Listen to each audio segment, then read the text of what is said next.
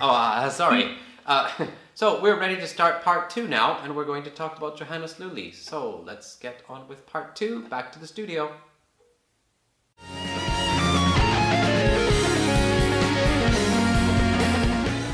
Let's now resume episode 10 with part 2, and we're going to talk about Johannes Luley.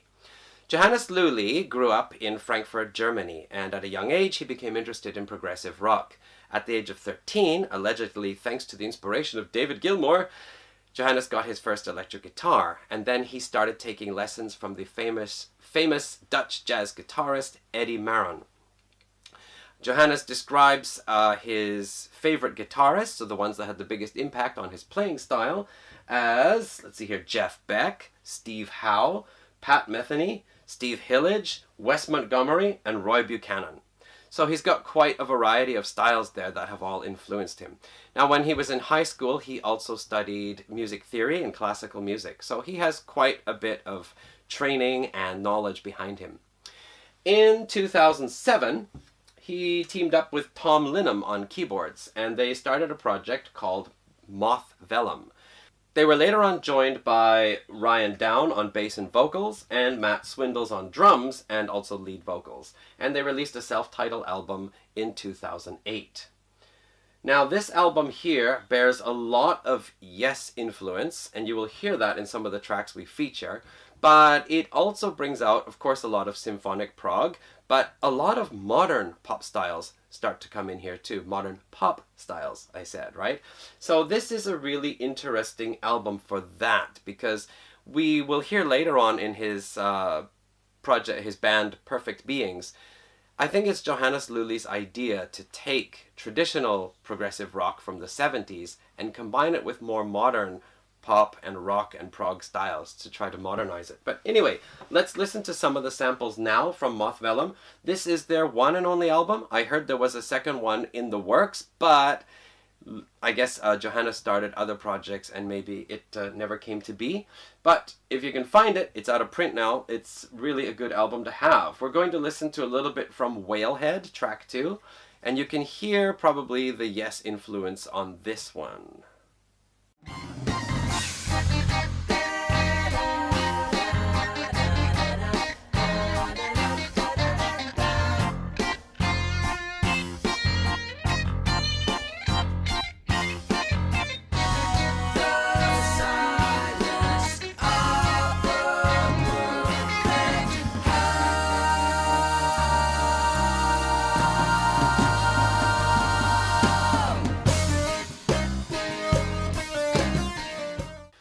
Track 3 is Salvo. It's over 13 minutes long, and it moves through a lot of different phases. But I really love this one part near the beginning where it goes into this interesting guitar riff and then breaks out in this really cool keyboard solo. So we're just going to listen to that transition part going from the song into the riff and then into the beginning of the keyboard solo. Salvo, track 3.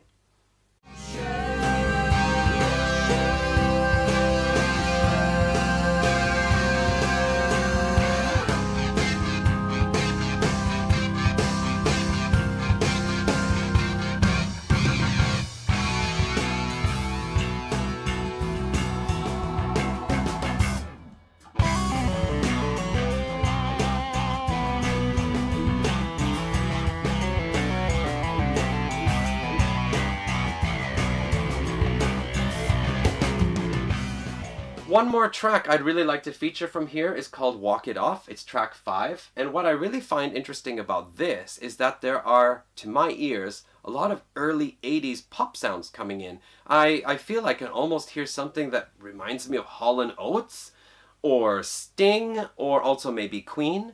So let's just listen to a little bit from Walk It Off.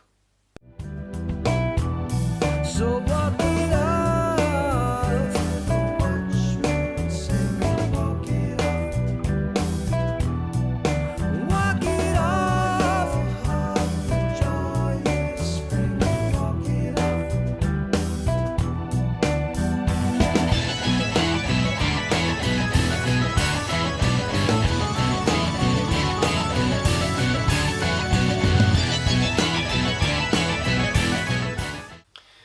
Johannes Luley also did a solo album called Tales from Sheepfather's Grove, and I find this one to be really interesting because I feel it's very similar to John Anderson's Olias of Sun Hilo.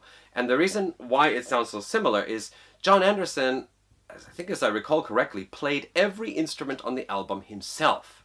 Now, he's not known as being particularly proficient in any one instrument, but the man can compose. He has great musical ideas, and he does make every effort to play whatever he tries to play. And of course, Olias of Sun Hilo is a very well-known album in the prog history. So, Johannes went and did a similar thing. He played all the instruments on here himself, except for the concert harp. Everything else he did, and he has some female guest vocalists as well.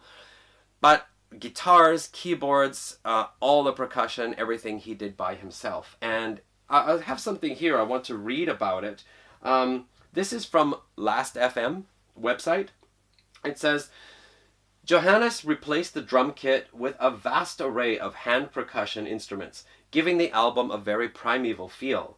These tribal grooves represent the foundation for a dense, cinematic soundscape comprised of acoustic guitar, mandolin, ukulele, moog synth, and lush vocal arrangements. The occasional electric guitar is the icing on the cake. Tales from Sheepfather's Grove features elements of progressive rock, classical, ambient, world, and folk, all combined into a unique sound. It will take listeners willing to immerse themselves on a dreamlike journey. So, let's feature some of the music from here, and the first track I want to feature is called Give and Take. The first half of this is this really wonderful, soft piece with harp, and it actually reminds me almost like a cross between Enya and Lorena McKinnon. The second half features a lot of this hand percussion and has a different sound to it, which is also good, but I want to feature the first half of Give and Take, some of the music from that, so please listen. Cold nights coming of age, we celebrate.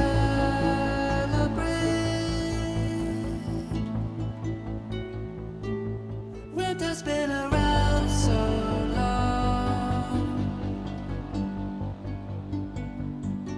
casting shadows on the lake. The beating of your heart so strong. Okay, I want to feature a couple of other tracks from here. I believe I'm featuring track 6, We Are One, and also track 7, Sweet, a Theos Spiritualis. So let's listen to 30 seconds from both of those tracks.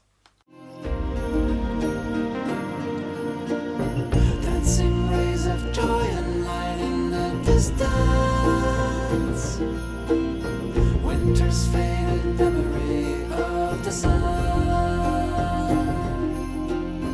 Let it guide us home as we seek the wisdom. Countless stars they shall align. We are one. For we are one. As time moves, we ebb and flow with the ocean.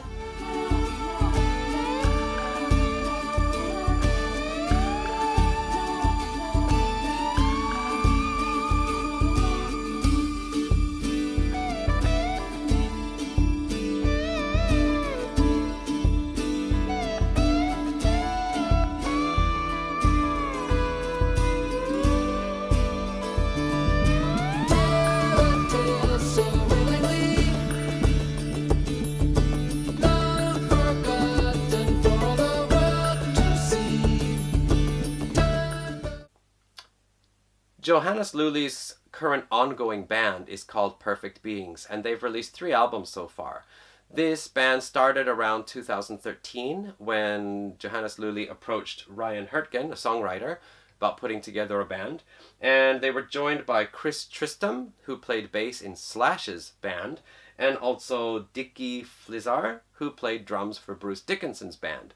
So this is very interesting that we have 2 guys from metal bands joining in here, but apparently both of them also had progressive rock influences as well.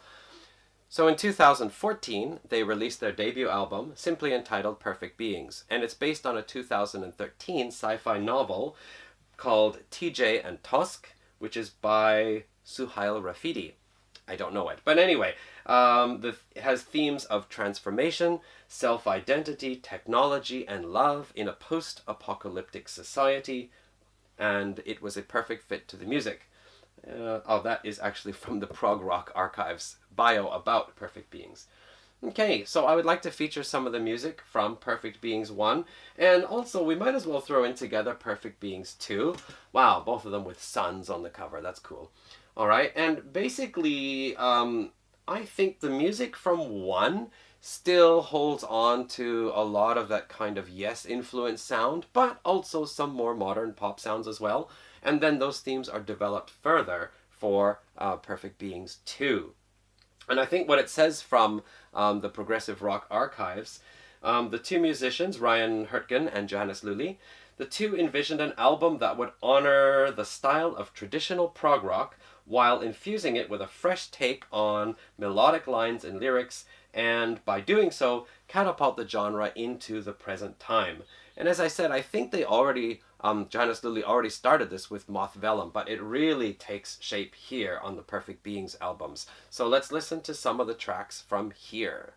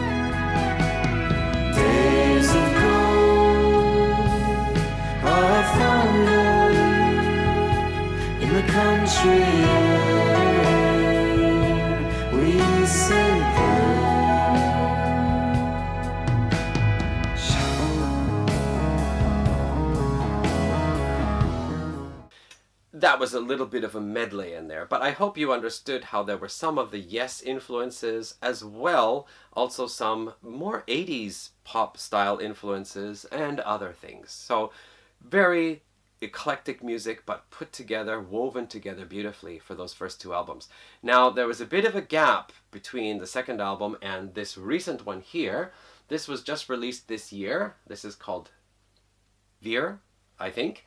And it is a 4-part album, and it was released on vinyl as a double disc with 1 part for each side.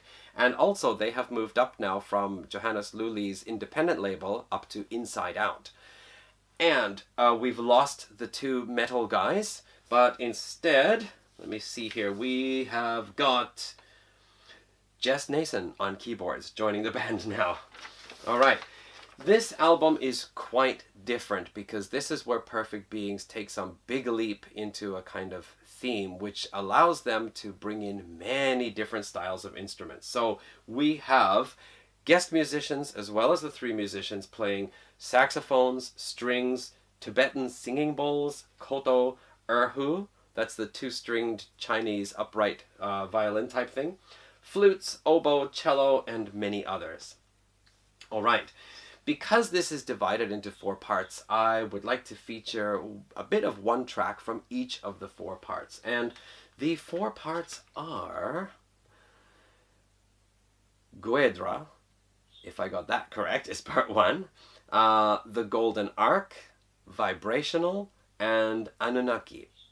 So, we're now going to feature something from each of those. The song titles will be listed below. Please listen and enjoy.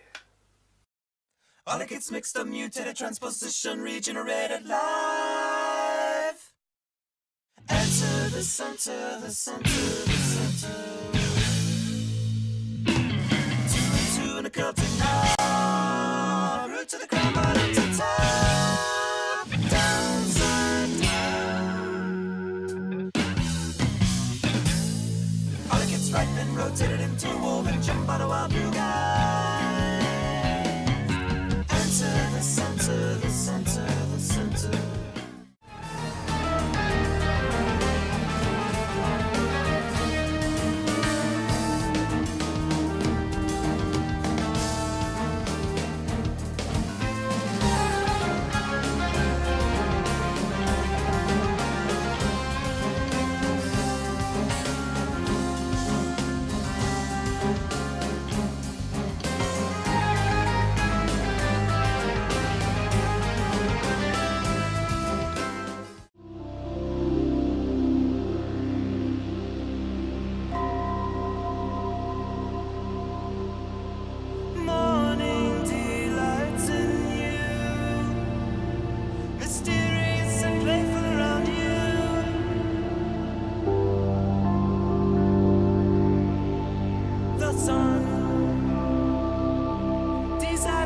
Your golden self, showing all this heaven on earth.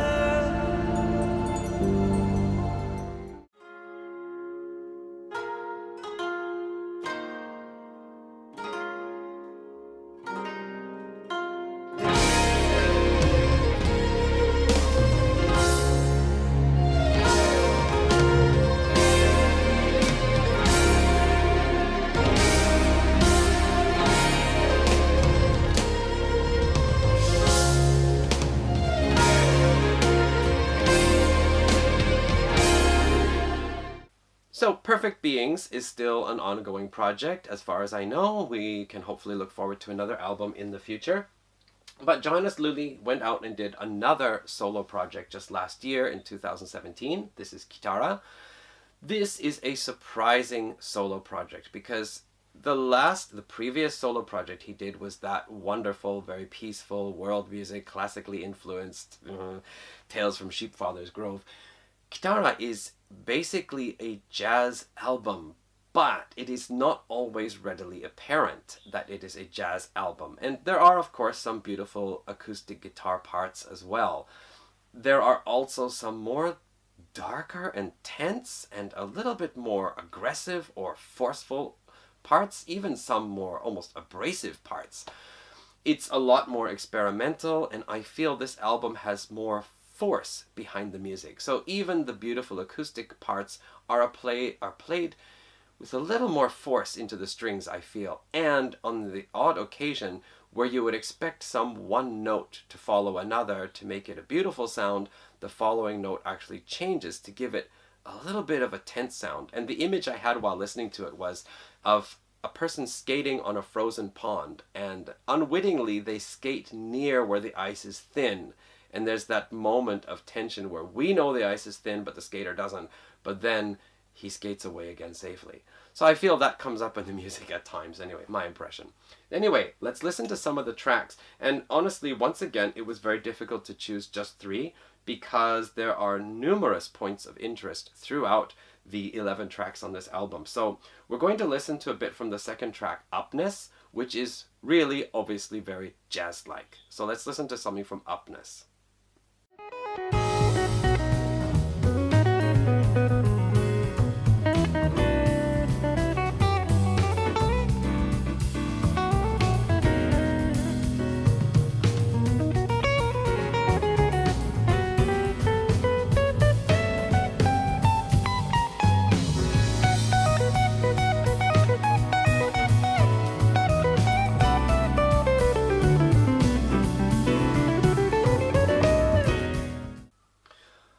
Okay, next up I'd like to feature just 30 seconds from Red and Orange. Let's listen to a bit from that.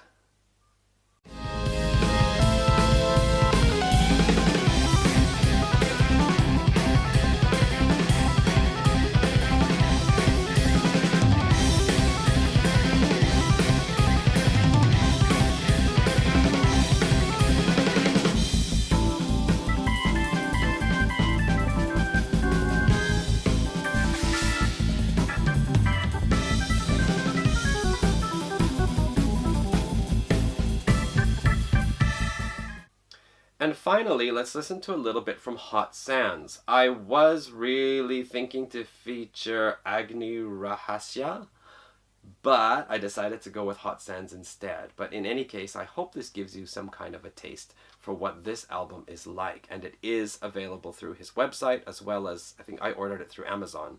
But anyway, let's listen to Hot Sands.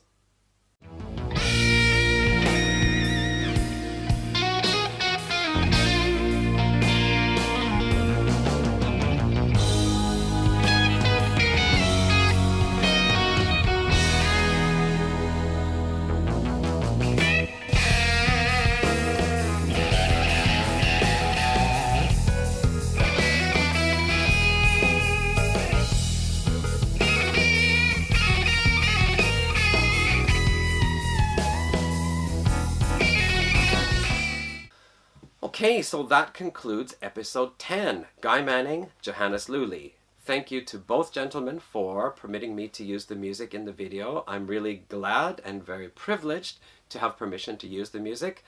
So if anyone out there with copyright claims comes knocking, I have permission from both musicians. So thank you both gentlemen. Wonderful music. I do hope some of you who have not heard about this yet will feel inspired to check it out. That is it then. I think it's time to wrap up. I hope to get episode 11 going in the next few weeks. I'm waiting for a new album from a band. Until then, thanks for watching. Next time, see ya.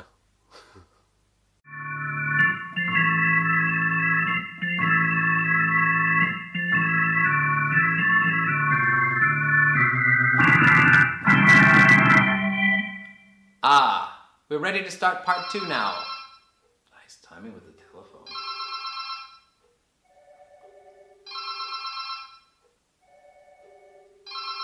Can you stop that? Somebody answer that?